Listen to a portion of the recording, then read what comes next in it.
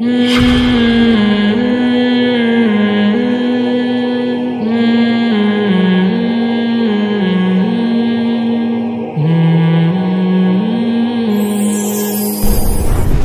کے جو حقوق ہیں، اسلام جو ہے دو چیزوں کا نام ہے نا.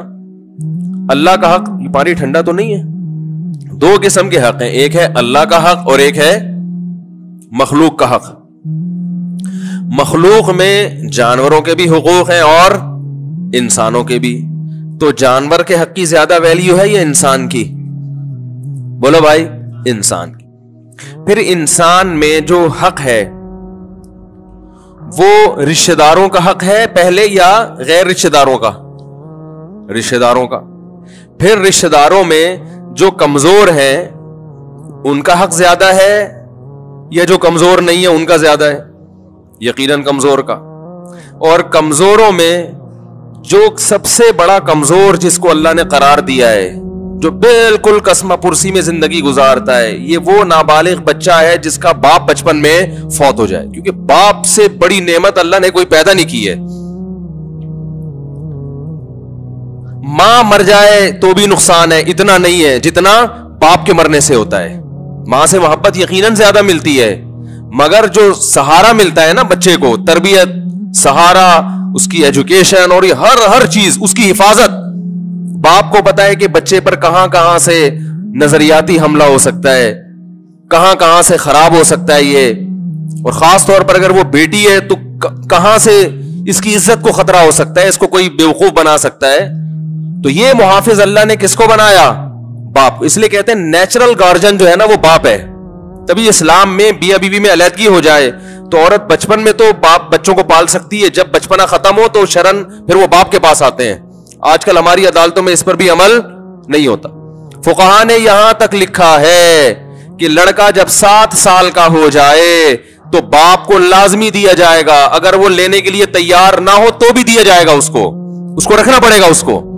کیونکہ بچے کا فائدہ باپ کے پاس رہنے میں زیادہ ہے، ماں کے پاس رہنے میں زیادہ نہیں ہے.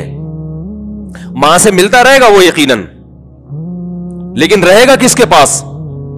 اور عجیب بات ہے، جب تک گورے فطرت پہ تھے، برطانیہ کا جو لا تھا جو پاکستان میں چلتا رہا ایک طویل عرصے، اس میں بھی یہ لکھا ہوا تھا کہ میاں بیوی میں جب علیحدگی ہو جائے گی تو نیچرل گارجن بچوں کا باپ رہے گا. سمجھ میں آ رہی ہے بات؟ اور اسلام میں بھی ایسا ہی ہے. وَعَلَى الْمَوْلُودِ لَهُ رِزْقُهُنَّ.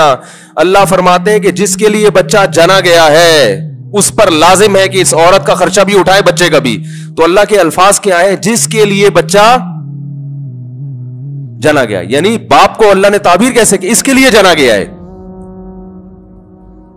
تو آج کل بہت مسئلہ خراب ہوتا ہے، لوگ ماؤں پہ ترس کھا کے کہتے ہیں نہیں بچہ ماں کے پاس رہے گا، بچپن میں رہے گا، کیونکہ بچپن میں اس کو تربیت کی اور حفاظت کی اتنی ضرورت نہیں ہے، اس کو ماں کی ممتا کی ضرورت زیادہ ہے.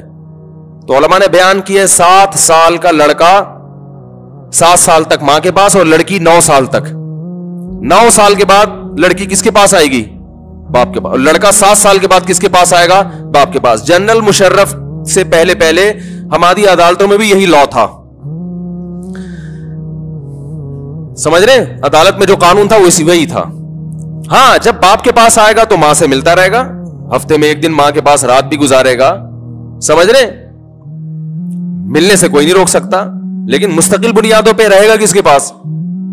کیونکہ بچے کا فائدہ اس میں باپ کو حق نہیں دیا جا رہا، بچے کو دیا جا رہا ہے حق کہ اب بچے کا فائدہ جب بڑا ہو رہا ہے تو باپ کے پاس رہنے میں زیادہ ہے.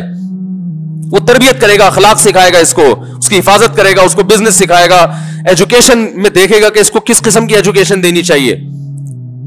لیکن ہمارے ہاں عدالتوں میں سارے قانون کیا ہو گئے؟ تلپٹ ہو گئے. مکمل عورت کو فیور کیا جاتا ہے.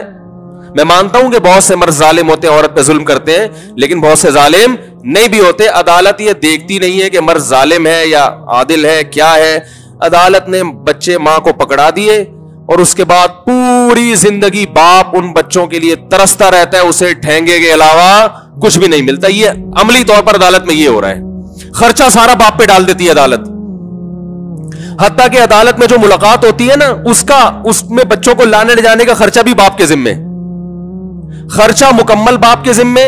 ان کی اسکولنگ بھی, یونیورسٹی کا خرچہ باپ کے ذمے, لیکن کس اسکول میں پڑھیں گے یہ فیصلہ ماں کرے گی. عجیب بات ہے یا نہیں ہے؟ کولو کا بیل اس کو بنا دیا, اور بچوں کے فیوچر میں ٹانگ اڑانے کی اجازت باپ کو بالکل بھی نہیں ہے. یہ ہے ہمارے اسمبلی میں بیٹھے ہوئے لوگ جو قانون سازی کرتے ہیں. سمجھ رہے ہیں کہ نہیں؟ اس سے بغاوتیں پھیل رہی ہیں. پھر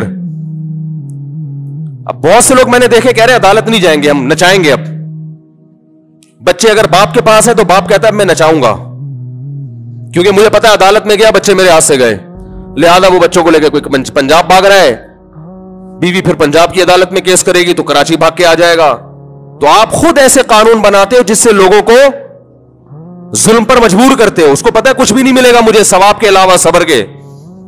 اور پھر بچہ جب ماں کے پاس رہتا ہے علیحدگی کے بعد, تو اکثر مائیں بچوں کو باپ کے خلاف ورغلا دیتی ہیں. ایسا اس کا ذہن بناتی ہے کہ بچے بڑے ہو کر بھی باپ کے پاس جانے کے لیے تیار نہیں ہوتے. میں نے خود وکیلوں سے یہ بات سنی ہے کہ بچہ اگر باپ کے پاس رہے تو اکثر وہ ماں کے خلاف نہیں ورغلاتا, وہ اپنے اختلافات بچوں کے سامنے ذکر نہیں کرتا. باپ کو اللہ نے ظرف دیا ہے. انتہائی معذرت کے ساتھ جو خواتین بیان سن رہی ہیں, اکثر, سب نہیں, اکثر خواتین جب بچہ ان کے پاس رہتا ہے تو بچے کو باپ کے خلاف ذہن بنا دیتی ہیں اس کا. عدالتوں میں آپ وکیلوں سے پوچھیں, وکیل کہتے ہیں صبح شام یہ ہو رہا ہے. وہ صاف لفظوں میں بچے کہہ رہے ہوتے ہیں ہمارا باپ برا آدمی ہے. یہ کس نے سکھایا ان کو؟ یہ ماں سکھاتی ہے.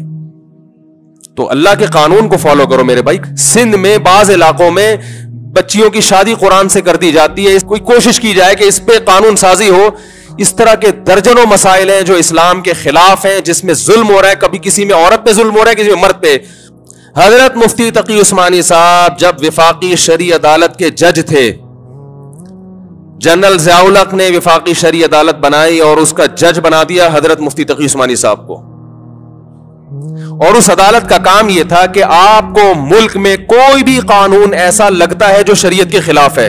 کتنا بڑا کام کیا تھا ضیاء الحق نے, آپ دیکھیں.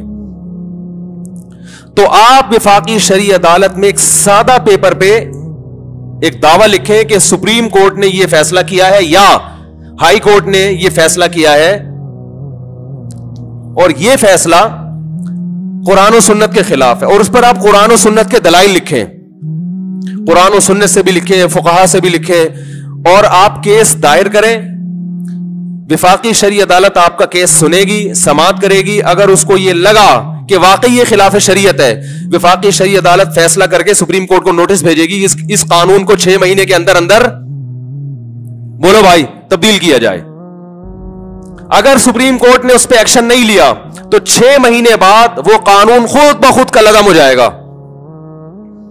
حضرت اقدس حضرت مفتی تقی عثمانی صاحب فرماتے ہیں کہ میں بہت لوگوں کے پاس گیا کہ جب تک میں وفاقی شرعی عدالت میں بیٹھا ہوا ہوں, اللہ کا واسطہ جو قانون خلاف شریعت لگے اس پہ کیس کر کے ابھی کروا لو. بہت حد تک ملک میں جو نظام ہے اسلامی ہو جائے گا. لیکن فرمایا کہ بہت کم رزلٹ آیا اس کا. جو صبح و شام اسلام کے دھرنے, اسلام کی باتیں اور اسلام چاہیے, جب ایک لیگل قانونی طریقے سے ان کو اسلام نافذ کرنے کا موقع ملا تو انہوں نے دلچسپی بولو بھائی نہیں لی. اور حیرت کی بات یہ ہے کہ کچھ شقے 119 جزیات تھے جو چینج ہو گئے. 119 قوانین چینج بھی ہوئے ہیں, لیکن بہت بڑے بڑے قوانین نہیں چینج ہو سکے. تقریریں کرنا آسان ہے, کام کرنا مشکل ہے. حالانکہ وہ کام بھی بہت آسان تھا. اس سے معلوم ہوتا ہے کہ ہم خود اسلام نافذ کرنے میں مخلص نہیں ہیں. بہت سے کام ایسے ہیں جو قانونی طریقے سے ملک میں چینجنگ ہو سکتی ہے. تو خیر کہاں سے کہاں بات چلی گئی, یہ بات کہاں سے شروع ہوئی یار؟ وہ نیچرل گارجن پہ بات آ رہی تھی کہ وہ بچے کس کو ملتے ہیں, ماں کو. وہ قانون میں لکھا ہوا تو ہے 7 سال کا, لیکن لکھے ہوئے پہ عمل نہیں ہوتا. وہ ہمیشہ وہ ساری زندگی اس کی مقدر میں رولنا ہی ہے بس. اب کچھ بھی نہیں ملے گا اس کو سوائے ثواب. مانتا ہوں مرد ظالم ہوتے ہیں بہت سے, لیکن ظلم کی ایک سزا بھی تو رکھی ہے نا. بچے چھیننا کون سی سزا ہے بھائی ظلم کی؟ اگر کسی مرد نے ظلم کیا ہے تو علیحدگی ہو گئی نا, ختم بات. بچوں کو بھیٹ چڑھا دیا جاتا ہے. قرآن کے صاف الفاظ ہیں, لا تضار والدۃ بولدہا ولا مولود لہ بولدی. फरमाया जिस माँ ने बच्चे को जना है, बच्चे की वजह से ना माँ को नुकसान पहुंचाया जाएगा और ना बाप को नुकसान। अलैदगी हो गई है तो बच्चे दोनों के हैं। बचपन में माँ के पास रहेंगे, बाप मिलता रहेगा, रात भी गुजारेगा बाप उनके साथ, कभी कभार खर्चा सारा बाप के जिम्मे। और जब थोड़े बड़े हो गए 7 और 9 साल के, तो फिर कहां आ जाएंगे, इधर ट्रांसफर हो जाएंगे और माँ उनसे जब चाहेगी मिलेगी। बाप माँ से रोक नहीं सकता, खर्चा हमेशा जिंदगी भर बाप ही के जिम्मे। कितना अच्छा कानून है, लेकिन नहीं, जो घसीटता है बस वो उधर घसीट रहा है, वो उधर घसीट रहा है। एक दिंगा मस्ती हो रही है, एक लड़ाई हो रही है। मेरे पास सुबह शाम केसेस आते हैं, तो ये जुल्म है भाई। फिर उनके दिमाग में पका पका के ना वरगला देते हैं एक दूसरे के खिलाफ। तो मैं यहां से बात आई थी, नेचुरल गार्जियन कौन है, बाप। अब देखो, मां मर जाए तो ऐसे बच्चे का शरीयत ने अलग से कोई नाम नहीं रखा, क्योंकि शरीयत इसको कोई बहुत बड़ा नुकसान नहीं मानती। लेकिन अगर बच्चे का बाप मर जाए बचपन में, तो उसको क्या कहते हैं उस बच्चे को, बोलो भाई, यतीम। इसको बड़ा नुकसान समझा जा रहा है। इसको क्या समझा जा रहा है, बहुत बड़ा नुकसान हो गया, गार्जियन ही इसका दुनिया से चला गया। अब इसके माल पे, क्योंकि मां में मोहब्बत बेशक बहुत ज्यादा होती है, लेकिन वो मुआशरे की चालाकियों को नहीं समझती, उसमें पावर नहीं है।